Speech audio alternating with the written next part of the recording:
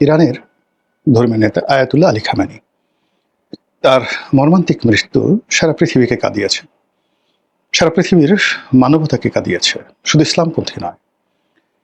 যে সকল মানুষ স্বাধীনতার স্বপ্ন দেখেন, যে সকল মানুষ একটি জাতিকে ঐক্যবদ্ধ রাখতে চান, যে সকল মানুষ লড়াই এবং সংগ্রাম করতে চান সাম্রাজ্যবাদী শক্তির বিরুদ্ধে, তাদের সকলের নিকট বিপ্লবের বিমূর্ত প্রতিক্রিয়া হিসাবে ইরানের সর্বোচ্চ ধর্মীয় নেতা আয়াতুল্লাহ আলী খামেনি যে একটা জায়গা করে নিয়েছিলেন, এই গত 100 বছরে জীবদ্দশায় কোনো মানুষ এই পর্যায়ে পৌঁছতে পারেননি।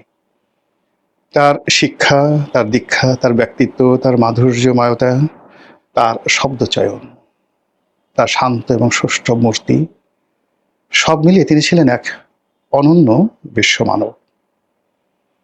এই ইরান এবং ইসরায়েলের এই যুদ্ধ উপলক্ষে তিনি জাতির উদ্দেশ্যে ভাষণ দিয়েছিলেন। ভাষণের প্রতিটি শব্দ, প্রতিটি তাল, প্রতিটি লয় তিনি ফার্সি ভাষাতে দিয়েছিলেন, আর আমরা ইংরেজিতে শুনেছি। তার সেই ইংরেজি ভাষা সারা জীবন আমার কানে বাজতে থাকবে। এত সুন্দর ভাষা আমি কখনো শুনিনি। কি নেই সেখানে? ধর্ম, কর্ম, মানুষের চিন্তা চেতনা, রাজনীতি, অর্থনীতি, সমাজ, মানুষের স্বপ্ন, সব কিছু মিলিয়ে এক অনন্য একটা জাতিকে ঐক্যবদ্ধ করার যে মহাময়তা আয়াতুল্লাহ আলী খামেনি ছড়িয়ে দিয়েছিলেন তার জীবদ্দশাতে। তার মৃত্যুর পরে সবাই কেঁদেছে, আমিও কেঁদেছি। সে মানুষের জানাজা বলা হয়ে থাকে 3 কোটি মানুষ এই জানাজাতে অংশগ্রহণ করেছে। যারা ধর্মকর্মে বিশ্বাস করেন তারা জানেন যে কিয়ামত সংগঠিত হবে, এবং কিয়ামতের যে ভূমি, এই ভূমিটিকে বলা হচ্ছে পারস্যের এই ভূমিতে কিয়ামত হবে। তো সেই কিয়ামতের একটা আলামত আমরা লক্ষ্য করলাম যে 3 কোটি মানুষ কোন একটি জানাজাতে অংশগ্রহণ করেছে, লাইভলি, সরাসরি। আর গায়েবী সারা পৃথিবীতে কত মানুষ যে এটার সঙ্গে একাত্ম অনুভব করেছে, সেটা যদি 100 কোটি হয়, 200 কোটি হয়, 300 কোটি হয়, মানে 300 কোটি মুসলমান নেই, কিন্তু অন্য ধর্মের মানুষ এটা দেখেছে, একাত্মতা অনুভব করেছে এই জানাজাতে। এবং এই একটি জানাজা এবং একটি মৃত্যু পৃথিবীর কোর্স অফ অ্যাকশনকে পাল্টে দিয়েছে। পুরো আমেরিকাতে কম্পন শুরু হয়ে গেছে। সেখানে ডোনাল্ড ট্রাম্প নিজে বলেছেন যে আয়াতুল্লাহ আলী খামেনির যে জনপ্রিয়তা, তার সম্পর্কে ইরানের মানুষের যে শ্রদ্ধা, এটা তিনি ভাবতেই পারেননি, অনুভব করতে পারেননি।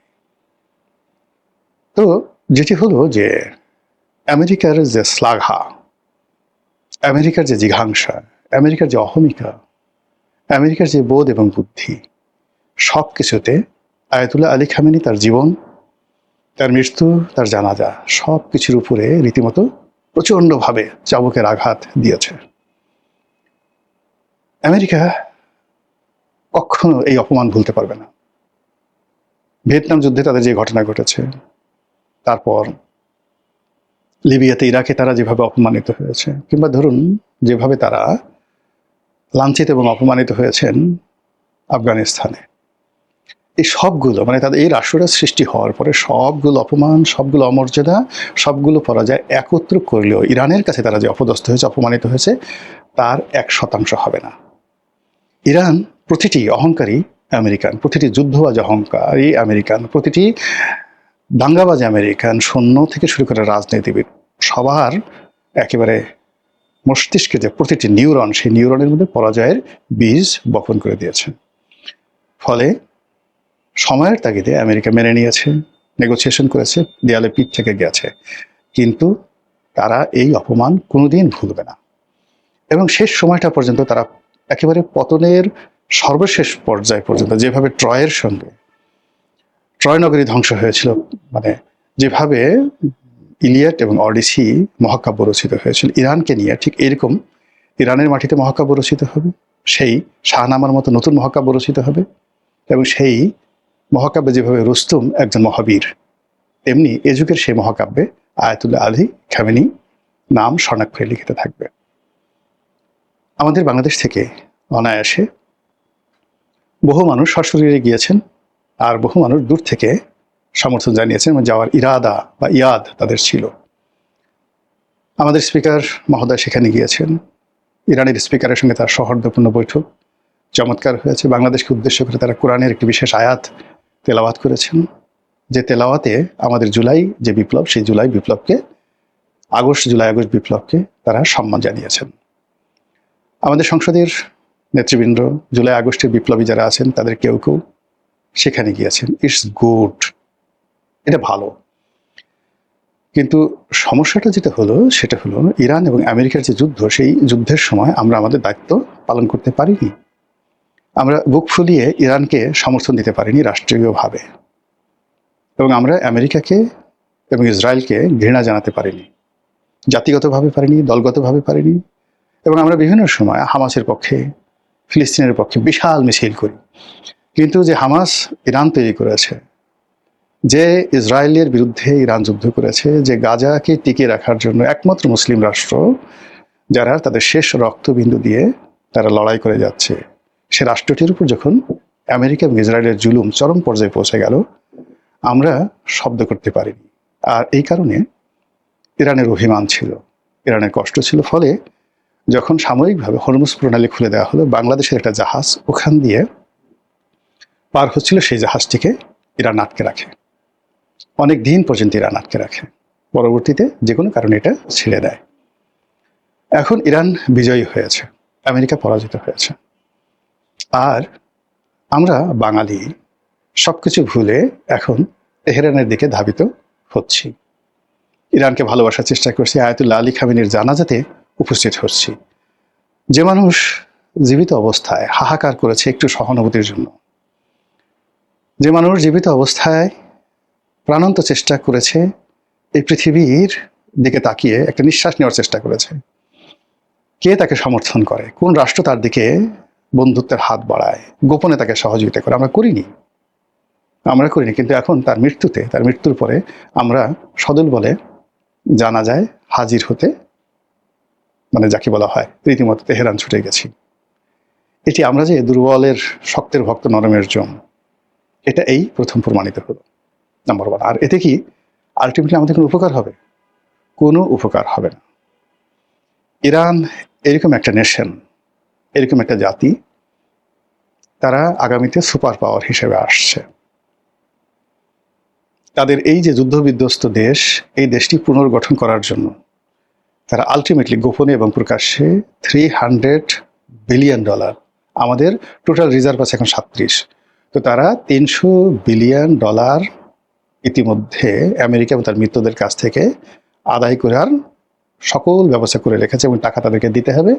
এবং ইরানের যে সকল অর্থ বিভিন্ন দেশে আটকা আছে, সেই অর্থের একটা বিরাট অংশ তারা গোপন এবং প্রকাশ্যে ছাড় করে নিয়েছে। ফলে এখানে আমাদের শ্রমিকদের জন্য একটা বিরাট বাজার হতে পারত। কিন্তু আমরা তো আমেরিকা দালাল, আমরা তো আমেরিকার কাছে আমাদের দেহমন বিক্রি করে দিয়েছি। আমেরিকার কাছে আমাদের স্বাধীনতা, সার্বভৌমত্ব কোন পর্যায়ে আছে সেই মার্কিন চুক্তির প্রতিটি ধারা বিশ্লেষণ করলে বোঝা যায়। আমরা আমাদের শরীর কিভাবে আমেরিকার কাছে বন্ধক রেখেছি তা আমাদের জাতীয় সংসদ যে চত্বর রয়েছে সেখানে দক্ষিণ প্লাজায় বাংলাদেশের মার্কিন রাষ্ট্রদূত ব্রায়ান ক্রিস্টেনসেনের যে লেফট রাইট পদধ্বনি, তার জুতোর যে দাপট, এটা সংসদ চত্বরে যেভাবে পড়েছে, এর থেকে বোঝা যায় যে আমরা আসলে কোন পর্যায়ে আছি। এটা ইরান কখনো ক্ষমা করবে না, এটা লিখে রাখেন। কেন করবে না আমি বলি। ধরুন আমরা আলেকজান্ডারকে সবাই স্মরণ করি। আলেকজান্ডার পারস্য আক্রমণ করেছিল সম্রাট তৃতীয় দারায়ুসের জমানাতে। যেই যে এলাকা দিয়ে আলেকজান্ডার প্রবেশ করেছিল এবং যেই সমস্ত লোকরা আলেকজান্ডারকে সহযোগিতা করেছিল, তাদের ভিটে মাটিতে মানে বিরান করে দিয়েছে পারস্য জাতি, এবং এখন পর্যন্ত পারস্য জাতি আলেকজান্ডারকে ঘৃণা করে, এখন পর্যন্ত আলেকজান্ডারকে ঘৃণা করে। এগুলো একটা নেশন। তাদের একজন সম্রাট, সে ইউরোপ আক্রমণ করেছিল এবং সে পারেনি, প্রথমবার পারেনি।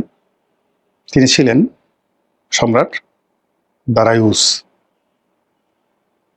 তো সেই দারায়ুস যেটা পারেনি, এবং সেখানে ওই যে ম্যারাথনের যে যুদ্ধ, সেই যুদ্ধে পারস্য বাহিনী পরাজিত হয়েছিল। এটার প্রতিশোধ নেওয়ার জন্য দারায়ুসের ছেলে 1 কোটি লোক নিয়ে, এর মধ্যে 53 লাখ সোলজার, পুরো ইউরোপ তছনছ করে ছেড়ে দিয়েছিল। সম্রাট জার্কশেস। এই হলো ইরান। তো কাজেই সেই ইরান হঠাৎ করে আমরা সেখানে গেলাম, কাউমা করে কান্নাকাটি করলাম, not like that. They will remember everything, they will remember. ফলে ইরানের এই যে নতুন অভ্যুদয় এবং সেখানে আমাদের যে অপরচুনিটি, এটি কতটা আসে আমি সন্দেহান। এক। অন্যদিকে যেটা হলো, এই যে আমরা ইরানের ওখানে ছুটে গেলাম অলনে ছাড়েন, এটা আমেরিকা কোনো অবস্থাতেই স্বাভাবিকভাবে নিচ্ছে না। জামাত গেছে, এনসিপি গেছে, তারপরে হানজালা গেছে, তারপর স্পিকার সাহেব গেছেন। এটা এই যে আমেরিকার যে লবিস্ট গ্রুপ আছে, এরা কেউ পছন্দ করছেন না, এবং কখনোই আসলে দুই নৌকায় পা দেওয়া যায় না। একটা কার্টুন দেখলাম যে জামাতের সভাপতিকে দুই নৌকায় আয়াতুল্লাহ খালি আমিনি ও ইরান নিয়ে গুরুত্বপূর্ণ তথ্য দিল গোলাম মাওলা রনি। নৌকা পা দিলে কি হয় আপনি বুঝতে পারেন ব্যাপারটা, ভেরি ডেঞ্জারাস। এগুলো স্মরণ করলেই হাত পা কাঁপতে থাকে। এখন আমাদের দেশে যারা রাজনীতিবিদ রয়েছেন, বিশেষ করে এখন যারা ক্ষমতায় আছেন, ক্ষমতার কাছাকাছি আছেন, ক্ষমতা আসতে চাচ্ছেন, উইথ ডিউ রেসপেক্ট, সেটি হলো তাদেরকে আমেরিকার ইতিহাস পড়তে হবে আরও, এবং পারস্যের ইতিহাস পড়তে হবে, একই সঙ্গে চীনের ইতিহাসও পড়তে হবে। 5000 গ্লোরিয়াস ইয়ার্স অফ চীন একটা বই আছে বিখ্যাত, সেই সম্রাট শি হুয়ান টি থেকে এখন পর্যন্ত, সেটা পড়তে হবে। আদারওয়াইজ আপনি চীনকে মূল্যায়ন করতে পারবেন না। চীন ইজ নট, মানে বর্তমান প্রেসিডেন্টকে দিয়ে আপনি চীনকে বুঝতে পারবেন না। ও জাতির মধ্যে একটা ধারাবাহিকতা আছে। তারা একসময় ভারতবর্ষ আক্রমণ করেছিল, বহু বছর তারা ভারতবর্ষ শাসন করেছিল। কাজেই এত চীন, এই চীন আমাদের দেশে যখন হর্ষবর্ধন ছিলেন, তখন এই চীনের পরিব্রাজকরা আমাদের দেশে এসছে, হিউয়েন সাং, ফাহিয়েন।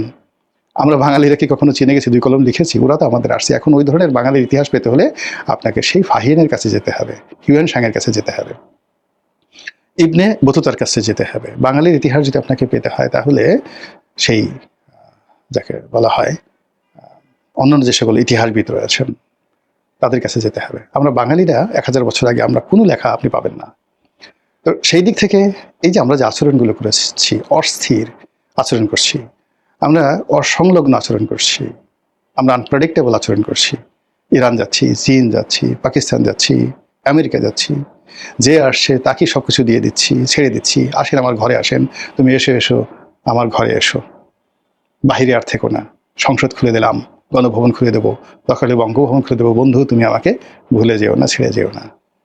যখন তোমার বিপদ তোমাকে চিনবো না, আর যখন তোমার সুসময়, সঙ্গে সঙ্গে হালান ওয়া শাহালান বলে তোমার কাছে ছুটে যাবো, আর তুমি আমার মতো বেকুব হয়ে আমাকে জড়িয়ে ধরবে।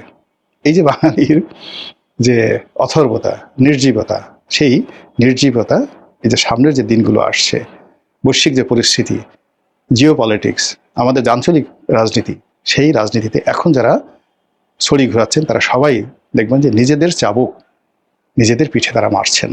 মহান আল্লাহ আমাদের সবাইকে হিদায়াত দান করুন এবং হেফাজত করুন। আসসালামু আলাইকুম রহমতুল্লাহি ওয়া বারাকাতুহু।